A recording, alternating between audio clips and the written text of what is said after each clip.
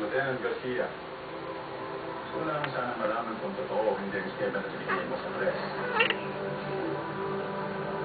Siya na interview kami. Nagdesisyon ako itago ang totoo. Nagdesisyon ako bilang asawa ng biktima, hindi bilang isang militar. Pero si Ramon Lecumberri ang kumidnap kay Audrey. So what she did was not a terrorist act. Mas personal ang dahilan. Kung palalakihin natin ito, mas mahihirapan lang tayo mahuli sa Ramon. Mas maghahasip siya ng krimen. Sir, kilala ko ang regretting pag-iisip ni Ramon. I understand.